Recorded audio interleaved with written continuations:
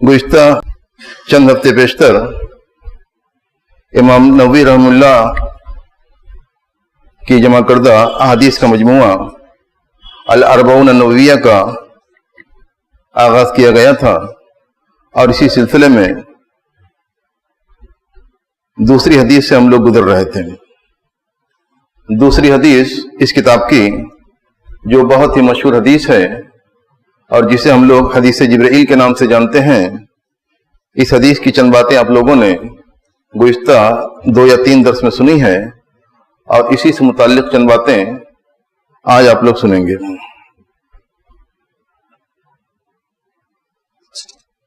हज़रत जिब्रील अलैहिस्सलाम नबी सल्लल्लाहु अलैहि वसल्लम की खिदमत में जब हाजिर हुए तो उन्होंने ये सवाल किया आपसे कि या मोहम्मद अखबिरनी अनिल इस्लाम, ऐ मोहम्मद हमें इस्लाम की बाबत बताइए, यानी ये दीन क्या है। गौर करेंगे तो हम पाएंगे कि यहाँ पहला जो सवाल है, दरअसल इंसान की जब वफ़ात होती है और वो अपने कब्र के अंदर दफन किया जाता है तो वहाँ जो फरिश्ते आते हैं तो सबसे पहला जो सवाल होता है उसी सवाल का जवाब इस सवाल के अंदर दिया गया है। यो इस बात का इशारा है और इस बात का बयान है कि कितना अहम ये कितनी अहम बातें हैं, इसलिए कि मरने के बाद जो इंसान की उखरवी जिंदगी शुरू होती है और उसका पहला मरहला जो है वो बरज़ख की जिंदगी का, उसमें जाते ही सबसे पहले यहाँ तक कि लोग मिट्टी देने वाले लोग अभी वहां मौजूद होते हैं, उसी वक्त वो लोग आते हैं और यहाँ ये सवाल करते हैं। इसके जवाब के अंदर अगर हम गौर करेंगे तो हम ये पाएंगे कि इसके तकाज़ों को अगर हमने पूरा कर लिया, यानी इस सवाल का जो जवाब है उसे हमने तैयार कर लिया,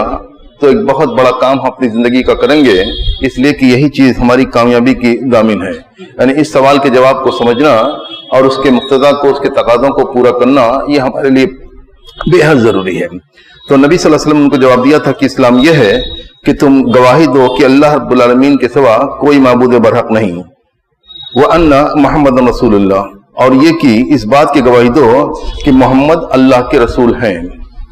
तो इस सिलसिले में शहादत क्या होती है, इसका माना मफहूम और ला इलाहा इल्लल्लाह के मफहूम के सिलसिले में बातें गुजर चुकी हैं और आज हम बयान करेंगे कि वह अन्ना मोहम्मद रसूलुल्लाह इसका क्या माना है और इसके क्या तकाज़े हमसे जुड़े हुए हैं। तो यहाँ गवाही इस बात की देना कि मोहम्मद ये अल्लाह के रसूल हैं। पहले तो हम समझें कि रसूल किसे कहते हैं।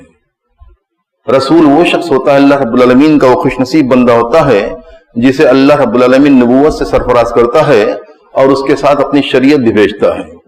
यानी जिंदगी जीने का तरीका और एक नई शरीयत उसके साथ आती है, जिसके रसूल के जिम्मे ये काम होता है कि इस शरीयत को, अल्लाह के पैगाम को अल्लाह के बंदों तक पहुंचा दें और उस पर खुद अमल कर लें, उसको दूसरों को अमल करना सिखा दें। ये रसूल के जिम्मे ये काम होता है। यहाँ अगर हम लोग ये गवाही देते हैं कि अल्लाह के रसूल मोहम्मद सल्लल्लाहु अलैहि वसल्लम अल्लाह के रसूल हैं और यही कहकर हम लोग इस्लाम के अंदर दाखिल होते हैं, तो इसका माना मतलब समझें। अगर हमने इसका माना मतलब न समझा तो ये बहुत बड़ी खता होगी, इसलिए कि मुसलमानों के अंदर जो फिरके हैं, उन लोगों से जो गलतियां हो रही हैं, उनसे जो गुमराही के जो असबाब हैं, उसमें से एक बहुत बड़ा सबब है कि वो लोग जो कलमा पढ़ के इस्लाम में दाखिल होते हैं उस कलमा के मफहूम माने से अपने आप को दूर रखते हैं। तो मोहम्मद अल्लाह के रसूल हैं, यानी वो उनके जिम्मे ये काम है कि अल्लाह की जो बात है उसे अल्लाह के बंदों तक वो पहुंचा दें। उनका यही काम है कि अल्लाह की बात को अल्लाह के बंदों तक पहुंचा दें। अब अल्लाह ने जो पैगाम दिया, अल्लाह रब्बुल आलमीन ने उनके ऊपर कुरान करीम नाज़िल की, उसको पहुंचा दिया। जो सारी बातें अल्लाह रब्बुल आलमीन ने उन तक वही की, जो नबी सल्लल्लाहु अलैहि वसल्लम अपनी ज़बान से बोलते थे, सहाबा किराम से कहते थे, जो हदीसों की शक्ल के अंदर महफूज हैं, वो सब के सब नबी सल्लल्लाहु अलैहि वसल्लम ने के जिम्मे था कि उसे पहुंचा दें। अल्लाह रब्बुल आलमीन ने सूरह माइदा की 67 नंबर की आयत करीमा के अंदर फरमाया, या अय्युहा रसूल बल्लिग मा उनज़िला इलैका मिन रब्बिक व इन लम तफ़अल फमा बल्लग़्ता रिसालतह। ऐ रसूल, यानी मोहम्मद सल्लल्लाहु अलैहि वसल्लम का खिताब है कि ऐ रसूल, बल्लिग मा उनज़िला इलैका मिन रब्बिक, तुम वो सारी बातें पहुंचा दो मेरे बंदों तक जो तुम्हें तुम्हारे रब की जानिब से मौसूल हुई है, पहुंची हैं। वो इन लम तफल, अगर तुमने ऐसा न किया, यानी पहुंचाने में कोताही की, फमा बल्लग़्ता रिसालतह, तो तुमने इस पैगाम को पूरा न किया, इस हक को न निभाया। इसी तरह अल्लाह ने उनके फरमाया इन अलैका इल्लल बलाग, सूरह शूरा के अंदर अल्लाह ने फरमाया तुम्हारे ऊपर सिर्फ पहुंचाना है, یعنی نبی صلی اللہ علیہ وسلم یا جو بھی رسول اور نبی آتے ہیں اس دنیا کے اندر، ان کا کام یہ ہوتا ہے کہ وہ اللہ کے پیغام کو اللہ کے بندوں تک پہنچا دیں، یہی ان کی ڈیوٹی ہوتی ہے، یہی ان کا کام ہوتا ہے۔ تو اسی طرح سورہ رعد کے اندر اللہ نے فرمایا فَإِنَّمَا عَلَيْكَ الْبَلَاغُ وَعَلَيْنَا الْحِسَابُ، آپ کے ذمہ یہ کام ہے کہ آپ پہنچا دیں، یعنی اللہ کے مشن کو، اللہ کے کلام کو، اللہ کی باتوں کو، اللہ کی بنائی ہوئی شریعت کو اللہ کے بندوں تک پہنچا دیں۔ وَعَلَيْنَا الْحِسَابُ، حساب لینا ہمارا کام ہے۔ اللہ نے محدود کر دیا، اللہ نے بالکل واضح کر دیا کہ رسول کے ذمے کیا کام ہے۔ اسی طرح ہم دیکھیں گے کہ امام بخاری صحیح بخاری کے اندر ایک بہت بڑے امام محمد بن شہاب زہری رحم اللہ ہیں، ان کا ایک قول نقل کیا ہے۔ انہوں نے اس قول کے اندر کہا ہے کہ من اللہ الرسالہ ومن رسول البلاغ، یعنی اللہ کی جانب سے پیغام ہے اور رسول کے ذمے ہے کہ وہ رسول اللہ کے کلام کو، اللہ کی باتوں کو، اللہ کے پیغام کو اللہ کے بندوں تک پہنچا دے۔ اور ہم لوگوں کا کیا کام ہے، یعنی اللہ کے بندوں کا کیا کام ہے، وہ علینا التسلیم، ہم لوگوں کو اوپر یہ ڈیوٹی ہے کہ ہم لوگ سر تسلیم خم کر دیں۔ نبی صلی اللہ علیہ وسلم سے جو باتیں ملے ہم کو،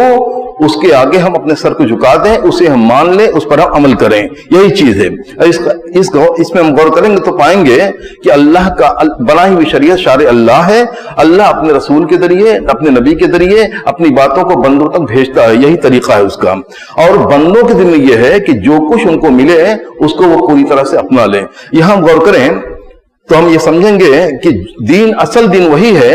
جو ہم لوگوں کو اللہ کے رسول صلی اللہ علیہ وسلم کی جانب سے ملے گا، یعنی اس میں انسان کی عقل کا، انسان کی سوچ کا، انسان کی اپنی رائے کا کوئی دخل نہیں ہے، یا کسی کی رائے کا، یعنی دنیا کے اندر کوئی بڑا سے بڑا عالم ہو جائے اس کا بھی کوئی رول نہیں ہے۔ اس کا رول صرف اتنا ہے کہ حدیث کو اور قرآن کریم کو ہم سمجھیں اور اس پر عمل کرنے کے لیے خود عمل کریں، اور جس کو وہ بتائیں اس کو وہ عمل کرنے کے طریقہ بتائیں۔ تو یہ چیز کو ہم سمجھیں کہ رسول کا ڈیوٹی کیا ہے، رسول کا دائرہ کار کیا ہے، اور رسول کی ذمہ داری کیا ہے۔ اللہ کے رسول صلی اللہ علیہ وسلم کو جب ذمہ داری ملی تو نبی صلی اللہ علیہ وسلم اس میں پوری طرح سے لگ گئے، یعنی اپنا آرام تج دیا،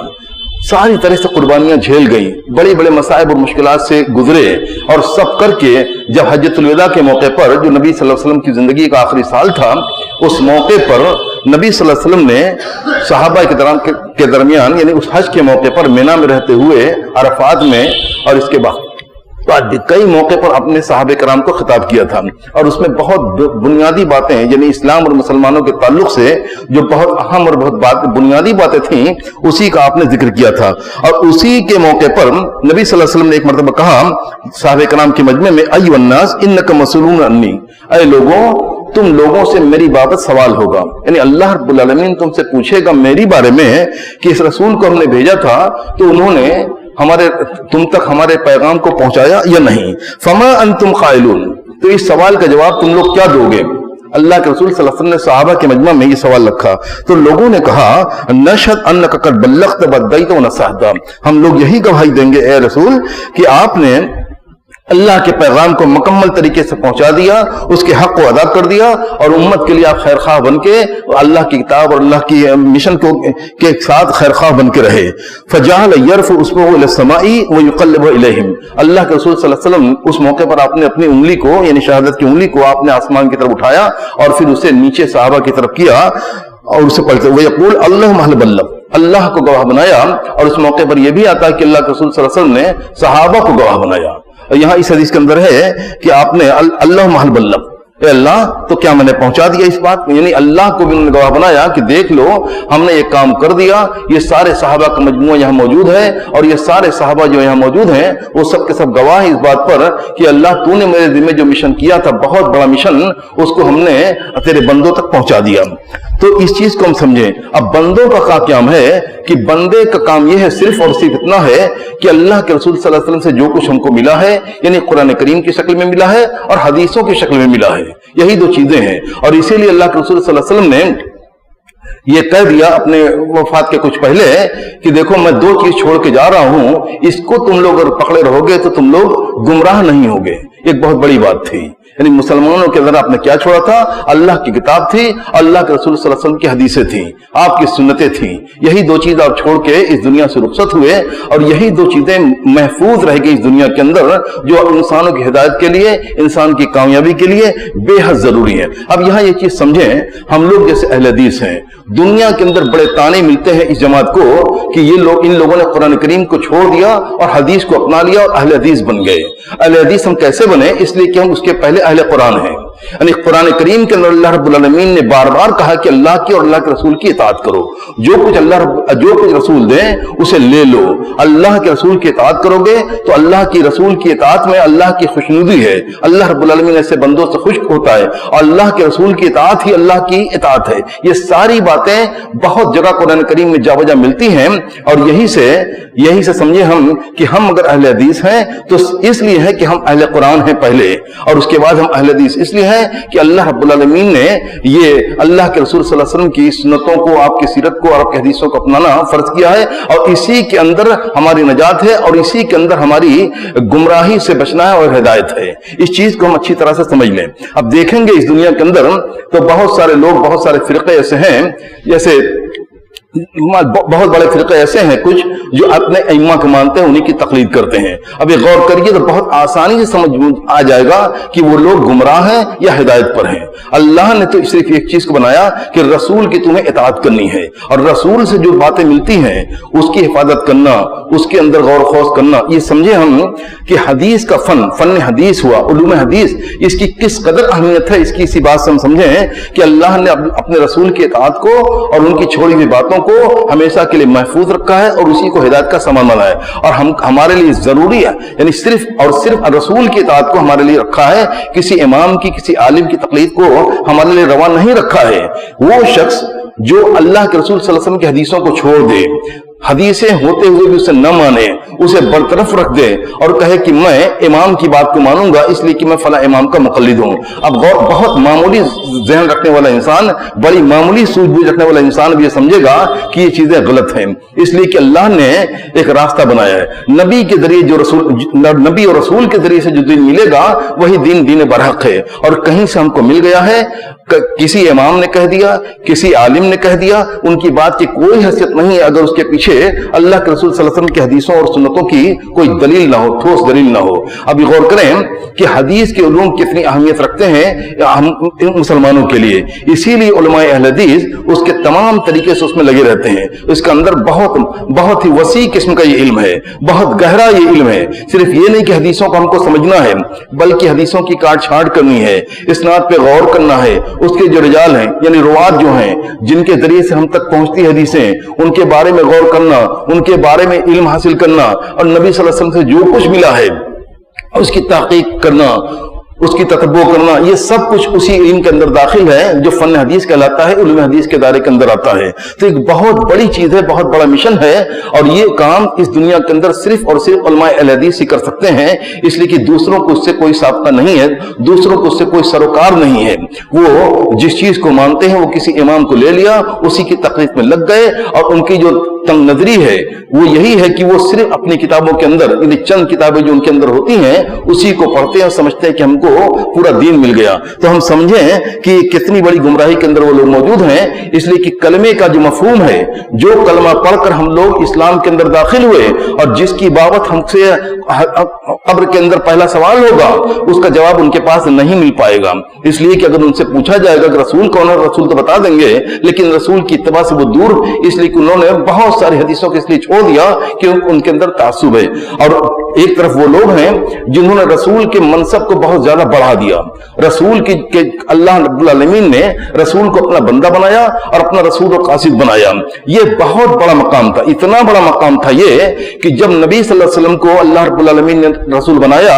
تو چڑھنے والے چڑھ گئے، بنی اسرائیل کے جو لوگ تھے، جو یہود تھے، اور اس کے علاوہ بڑی قوم تھی نصارہ کی، یہ سب آس لگائے بیٹھے تھے کہ یہ آخری رسول جو ہے وہ ہمارے اندر آئے گا، اس لیے کہ وہ افضل رسول ہوگا، وہ اللہ کے بندوں میں، دنیا کے اندر جتنے بھی مخلوق اللہ کے پائے جاتے ہیں، اللہ کے بندے پائے جاتے ہیں، سب سے وہ افضل ہوگا۔ تو وہ آس لگائے بیٹھے تھے کہ ہماری نسل جو ہے بنی اسرائیل کی نسل وہ اس میں آئے گا. لیکن جب اللہ رب العالمین نے اس نبی کو حضرت اسماعیل علیہ السلام کی نسل میں بھیج دیا جو کہ اکلوتے تھے، حضرت اسماعیل کی نسل میں اکلوتے نبی جو ہے، رسول جو ہے، وہ حضرت نبی صلی اللہ علیہ وسلم ہی ہیں، اور باقی جتنے انبیاء آئے ہیں جس کا ذکر ہم سنتے ہیں وہ سب کے سب حضرت اسحاق علیہ السلام اور حضرت یعقوب علیہ السلام کے بعد جو نسل ہے اسی میں سے وہ لوگ آئے ہیں. اس لیے اللہ رب العالمین نے اس نسل کو بڑی فضیلت دی تھی، لیکن وہ لوگ بگڑ گئے. اللہ رب العالمین نے اس اعزاز کو ان سے چھین لیا، اور اللہ رب العالمین نے حضرت اسماعیل علیہ السلام کی نسل سے اور جو ان کی دعائیں تھیں اسی دعاؤں کی وجہ سے ان کو دیا. اور یہ ایک بہت بڑا اعزاز تھا. یعنی اللہ رب العالمین اپنے کسی بندے کو منتخب کر لے تو ایک بہت بڑی چیز ہوتی ہے. جب اللہ کے رسول صلی اللہ علیہ وسلم محمد صلی اللہ علیہ وسلم کو انتخاب کیا اللہ رب العالمین نے تو لوگ جل گئے. یعنی کفار قریش جو مانتے تھے کہ ہمارے اندر صادق و امین ہے، یہی سب سے اچھے انسان ہیں، وہ بھی چڑ گئے. جانتے تھے کہ یہ سچ ہے بول رہے ہیں، لیکن اس کے بعد وہ ماننے کے لیے تیار نہ ہوئے. اسی طرح یہود کی جماعت تھی، وہ چڑ گئی. اللہ رب العالمین نے قرآن کریم کے اندر آیت نازل کی کہ یہ وہ لوگ ہیں جو اللہ رب العالمین کی رحمت کی تقسیم کریں گے. یعنی اللہ رب العالمین کی مہربان ہے، اس کی رحمتیں جس سے چاہے مل دیں. اللہ کی رحمت وہ اس کا حق ہے کہ جسے چاہے چن لے، جسے انسان کو چاہے چن لے، جس زمین کو چاہے چن لے. اللہ رب العالمین نے اتنی بڑی اس دنیا میں سے حرمین کی جگہ کو چن لیا، سب سے افضل جگہ. کچھ جگہوں کو چن لیا جہاں وہ مساجد بن گئیں. یہ اللہ رب العالمین نے اس زمین کا مقدر رکھا تھا کہ وہاں مسجد بن جائے، وہاں حرم بن جائے، وہاں کعبہ بن جائے، وہاں لوگ زیارت کے لیے جائیں، وہاں لوگ طواف کریں. یہ ساری چیزیں اس لیے ہوئی کہ اللہ رب العالمین نے منتخب کیا. اور جتنے انبیاء و رسول آئے سب کا انتخاب اللہ رب العالمین نے کیا. تو اللہ کا یہ حق ہے کہ جسے چاہے وہ چنے. اللہ رب العالمین نے نبی صلی اللہ علیہ وسلم کو چنا تو یہ اللہ رب العالمین کا حق تھا، اس نے یہ چنا. کسی کو، کسی قوم کو، کسی نسل کو اس پر اعتراض کرنے کی کوئی وجہ نہیں ہے. لیکن اگر کوئی اعتراض کرتا ہے یا کوئی جل اٹھتا ہے تو صرف اپنی عصبیت میں، اپنے تعصب کے اندر وہ ایسا ہوتا ہے. اور نبی صلی اللہ علیہ وسلم کو جو لوگوں نے انکار کیا، یہود نے انکار کیا اور نصارہ نے انکار کیا، جبکہ اس میں سے بہت لوگ مسلمان ہوئے. اسی زمانے نبی صلی اللہ علیہ وسلم کے زمانے میں بہت سارے لوگ اس میں سے مسلمان ہوئے، لیکن بڑی تعداد ان کی مسلمان نہ ہوئی اس لیے کہ وہ جل بن گئے کہ ہمارے نسل کے اندر ہونا چاہیے تھا، یہ وہاں سے کہاں چلا گیا. ان لوگوں نے یہ نہیں سمجھا، اپنے دین کو نہیں سمجھا کہ تو اللہ کا اختیار ہے، کوئی جسے چاہے وہ بنا دے. اور جب ان کو بنا دیا تو وہ جل بن گئے. تو یہ چیز مسلمانوں کے سمجھنے کی آج کے دور میں کہ رسول کی حیثیت کیا ہے. رسول کو اللہ رب العالمین نے بہت بڑا مقام کر دیا. کسی بندے کا سب سے بڑا مقام یہ ہو سکتا ہے کہ اللہ رب العالمین اسے افضل رسول بنا دے. یعنی رسول ہی نہیں، اسے افضل رسول بنا دے. اب اس کے اوپر اگر کوئی جائے گا تو اس کے اوپر صرف الوہیت کا درجہ ہے، الہ اور معبود کا درجہ ہے. وہ اللہ رب العالمین نے اپنے ساتھ خاص کر رکھا ہے، اس میں کوئی اس کا شریک و ساجی نہیں ہے. تو ان چیزوں کو سمجھیں. بات تو کئی ایک اور تھی لیکن وقت چونکہ ہو گیا اس درس کے مکمل، اس لیے میں اس سلسلے کی مزید باتیں، رسول کا کیا حق ہے، رسول کا معنی کیا اور اس کے تقاضے کیا ہیں، اس سلسلے کی چند باتیں آگے بھی انشاءاللہ بیان کی جائیں گی. وآخر دعوانا الحمدللہ رب العالمین.